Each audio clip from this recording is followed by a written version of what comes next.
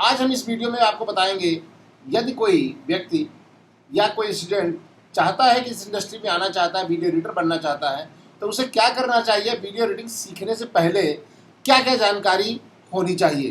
क्योंकि video editing एक skill है जिसमें दो स्किल्स की रिक्वायरमेंट होती है।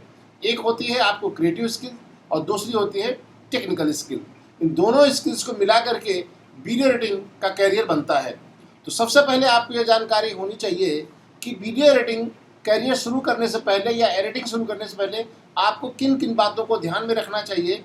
वो मैं 8 पॉइंट आपको बताएंगे कि किन किन चीज़ों को आपको ध्यान में रखना होता है वीडियो एडिटिंग शुरू करने से पहले।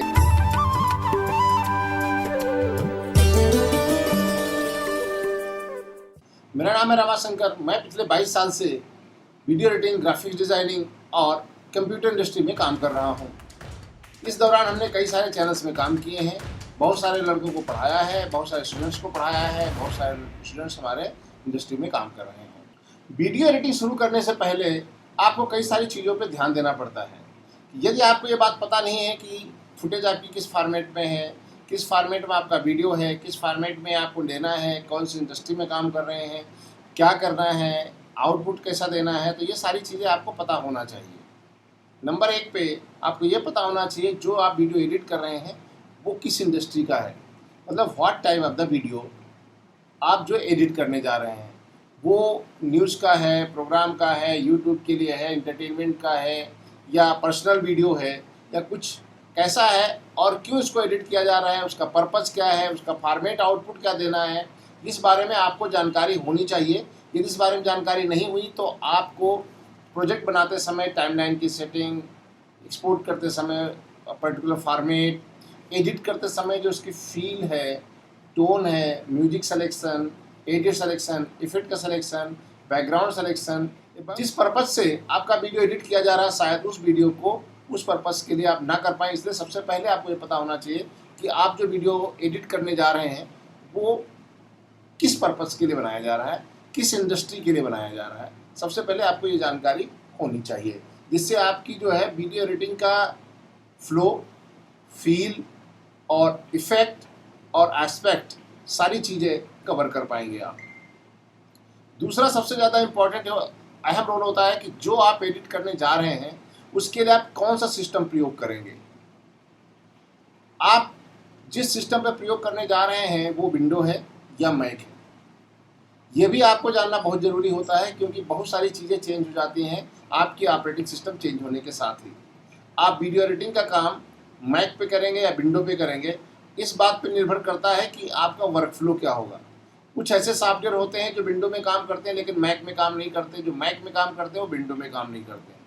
यदि आपने विंडो पे काम किया है तो मैक पे आप काम नहीं कर पाएंगे, यदि मैक पे आपने काम किया है तो विंडो वाले सिस्टम पे आप काम नहीं कर पाएंगे, क्योंकि दोनों ऑपरेटिंग सिस्टम का जो वर्क फ्लो है ना वो चेंज होता है।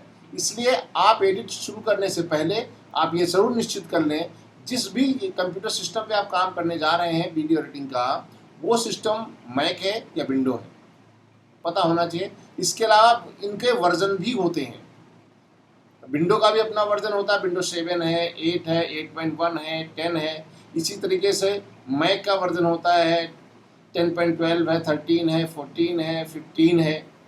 कौन है लेटेस्ट, कौन कौन से हैं, इस तरीके से आपको वर्जन का भी डिपेंड करता है। उसके हिसाब से आपका सॉफ्टवेयर भी उसी हिसाब से आपके सिस्टम में इंस्टॉल होंगे या नहीं होंगे, इस बात पे निर्भर करता है कि ऑपरेटिंग सिस्टम कौन है वो और कितना अपग्रेडेड है।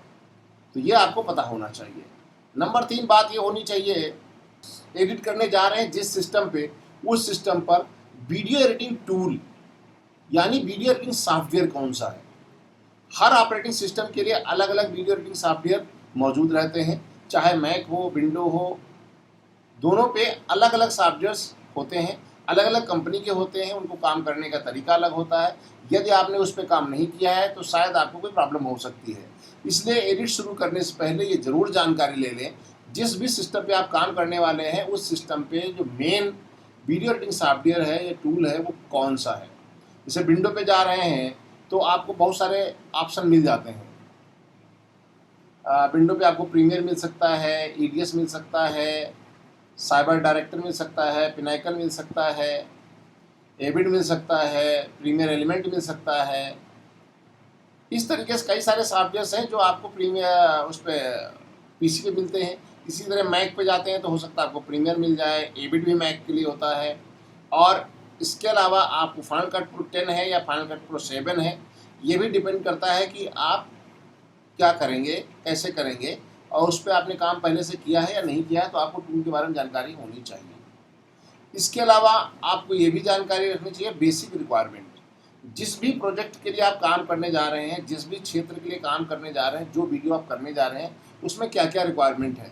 हर वीडियो एडिटिंग क्षेत्र के लिए अलग अलग चीज़ें रिक्वायरमेंट होती हैं। यदि आप यूथ के लिए बना रहे हैं, रिलीजियस प्रोग्राम बना रहे हैं, या पर्सनल प्रोग्राम बना रहे हैं, या इवेंट एडिट कर रहे हैं, तो उसमें अलग अलग चीज़ों की रिक्वायरमेंट होती है। चाहे वो टेक्निकल भी हम बात कर सकते हैं, या आपको किसी कंटेंट की भी बात कर सकते हैं।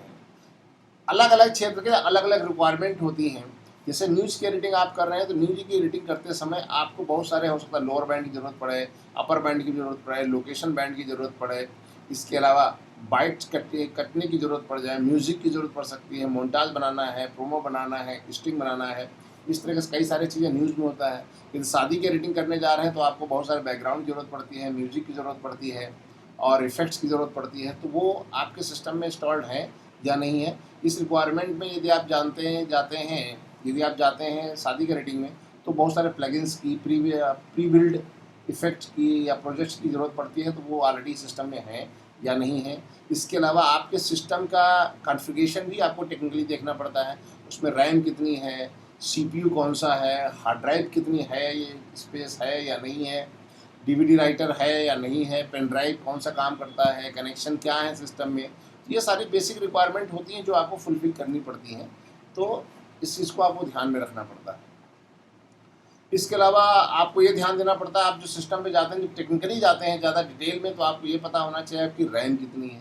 क्योंकि रैम पे आपके काम का बहुत ज़्यादा असर पड़ता है कि रैम जितनी ज़्यादा होगी, आपका सिस्टम उतने स्मूथली काम करेगा, प्ले करने में, मूव करने में, रेंडर करने में, या और बहुत सारे काम जो होते हैं, काफ़ी मल्टीटास्किंग जो आप करते हैं, वो रैम के थ्रू होता है। तो रैम कितनी है, इस पर डिपेंड करता है कि आप कितना ईजी वर्कफ्लो के अनुसार आप काम कर पाएंगे। तो आपको रैम के बारे में जानकारी होनी, 8 GB है, 16 GB है, 32 GB है, कितनी रैम है ये आप देख सकते हैं प्रॉपर्टीज में जाकर के, किस तरीके से आप कौन सी रैम यूज़ की गई है, कितनी रैम है, आपके सिस्टम में जानकारी होनी चाहिए।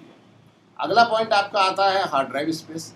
जब आप किसी सिस्टम पे आप एडिट करने जाते हैं, तो आपको ये पता होना चाहिए उस सिस्टम में हार्ड ड्राइव स्पेस कितना है, कितना अभी बाकी है, कितना आपको इसमें ट्रांसफ़र करना है, कितना रेंडर में आपको लगेगा, आपको रेंडर के लिए कितना स्पेस चाहिए होगा, एक्सपोर्ट करते समय कितना स्पेस चाहिए होगा, लगभग आपके सिस्टम में कितनी हार्ड ड्राइव कनेक्टेड है, उसमें कितना कितना स्पेस है, इस बारे में जानकारी ले लेना चाहिए। नहीं तो कभी कभी ऐसा होता है कि हम कॉपी लगा देते हैं, उसमें स्पेस ही नहीं होता, बाद में पता चलता है उसमें कॉपी नहीं है। रेंडर फाइल्स कहाँ जानी है ये भी पता होना चाहिए, जिसमें स्पेस हो वहाँ देना चाहिए। नहीं तो रेंडर फाइल में क्या होता है, कभी कभी आप रेंडर देते हैं, रेंडर वो वाली जो हार्ड ड्राइव पोर्शन है ना, वो भर जाता है, आपका रेंडर रुक जाता है। तो कई बार ऐसी समस्याएं हो जाती हैं। तो आपको पता होना चाहिए आपके सिस्टम, जिस सिस्टम पे आप काम कर रहे हैं ना, उसमें हार्ड ड्राइव स्पेस कितना है, और कितनी हार्ड ड्राइव लगी हैं, और किस किस नाम से लगी, ये भी इंपॉर्टेंट है। नाम रीनेम हो जाने से तो कभी कभी क्या होता है कि आप विजुअल ऑफलाइन हो जाते हैं। तो ये चीज़ आपको ध्यान देना पड़ेगा कि आपकी हार्ड ड्राइव कैसे मैनेज की गई, और आप उसमें जो डेटा कॉपी करेंगे वो आप कैसे मैनेज कर रहे हैं। एक ही पोर्शन रख रहे हैं, या 2 हार्ड ड्राइव में हार्ड ड्राइव में आपका डेटा है, 3 हार्ड ड्राइव में डेटा है, एक्सटर्नल हार्ड ड्राइव लगी है, या पेन ड्राइव लगी है, या आपने डाउनलोडेड मटेरियल लगाया। तो ये सब चीज़ों को आपको ध्यान रखना पड़ता है, आपने कितना कहाँ मैनेज किया है। तो उसको आपको नहीं जानकारी लेंगे तो आप प्रॉब्लम में आ सकते हैं कभी भी प्रोजेक्ट के फिनिश होने से पहले। इसके अलावा ग्राफिक्स कार्ड, आप जिस सिस्टम पे काम कर रहे हैं उसमें ग्राफिक्स कार्ड कितना है, कितने जीबी का लगा है, ये बहुत इंपॉर्टेंट होता है। क्योंकि आपका डिस्प्ले उतने अच्छा होता है, कलरफुल होता है, एग्जैक्ट चीज़ें आपको शो करता है। यदि आप कहीं कलर करेक्शन का या ग्राफिकल कोई काम करते हैं, तो उसमें ये चीज़ क्लियर रहती है कि आप कितना अच्छा लुक देख रहा है, और आपका आउटपुट कैसा आएगा, इसी बात पर डिपेंड करता है कि आपका ग्राफिक्स कार्ड कितना है। इसके अलावा ग्राफिक्स कार्ड आपकी प्रोसेसिंग में बहुत हेल्प करता है, रेंडरिंग में और एक्सपोर्टिंग टाइम में आपकी काफ़ी हेल्प करता है। यदि ग्राफिक्स कार्ड अच्छा होगा तो आपको हो सकता है आपके वर्कफ्लो को थोड़ा ईजी कर दे, और आपका काम जल्दी करने में आपकी हेल्प कर सकता है। तो ये चीज़ आपको पता होनी चाहिए आपके सिस्टम में कितनी ग्राफिक्स कार्ड कौन है, कितना लगा हुआ है। सीपीयू कैपेबिलिटीज़, आप जो सीपीयू जिस पे काम कर रहे हैं वो सीपीयू कितना हैवी है, कितना पावरफुल है, कौन सा वर्जन है, i3 है, i4, i5 है, i7 है या i9 है, उसके बाद उसकी जनरेशन कौन सी है।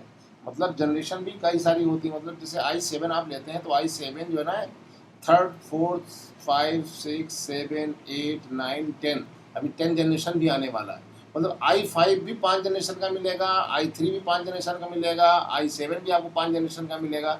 इस तरह अलग अलग जनरेशन भी होता है। तो आप एचडी के लिए काम कर रहे हैं तो 6 जनरेशन से नीचे पहले वाला जो है प्रोसेसर वाला सिस्टम पे ना बैठें या ना यूज़ करें। यदि आपको मिल रही है तो उसको मत लीजिए। ये बेसिकली कुछ पॉइंट थे जिनके बारे में हम आपको बता रहे थे कि ये चीज़ आपको जानकारी होनी चाहिए अपने सिस्टम के बारे में। आपका सिस्टम में कितनी दम है, कितनी क्षमता है और क्या क्या उसके सिस्टम में ऑलरेडी है, क्या क्या नहीं है। इसके अलावा आपको ये पता होना चाहिए कि आपका वीडियो एडिटिंग टूल कौन सा है, सिस्टम कौन सा है, और इसके अलावा किस क्षेत्र के लिए आप काम कर रहे हैं। ये बहुत इंपॉर्टेंट है क्योंकि आपका पूरा एडिटिंग का जो वर्क फ्लो है ना, उसी चीज़ में डिपेंड करता है कि आप किस पर्पज़ से आप वीडियो एडिटिंग कर रहे हैं। यदि आपको वो एग्जैक्ट पर्पज़ पाना है तो आपको सबसे पहले आपके वर्क स्टाइल को चेंज करना पड़ेगा। क्योंकि वीडियो का जो फील है, लुक है, वो आपको तभी आप दे पाएंगे जब आपको ये पता होगा कि ये किस लिए बनाया जा रहा है। ओके, तो इस वीडियो में इतना ही। उम्मीद करते हैं आपको अच्छा लगा होगा, आपको ये पसंद आएगा।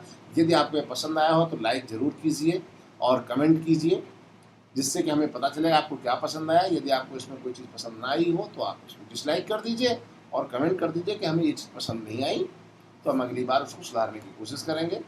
इसके अलावा यदि आपको लगता है कि आपके पास कुछ ऐसे टॉपिक हैं जिस पे वीडियो बनना ज़रूरी है और हमें बनाना चाहिए, तो आप हमसे शेयर कीजिए, कमेंट कर दीजिए। हम उस पर आगे नए टॉपिक पे वीडियो बना देंगे और आपको उसको फ़ायदा मिलेगा और हमें भी फ़ायदा मिलेगा कि हमें एक नया टॉपिक मिल जाएगा।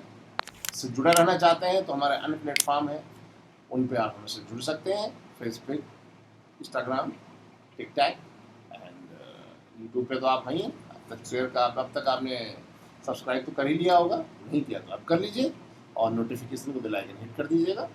इस ट्यूटोरियल में इतना ही। जुड़े रहिए, देखते रहिए, सीखते रहिए और सिखाते रहिए।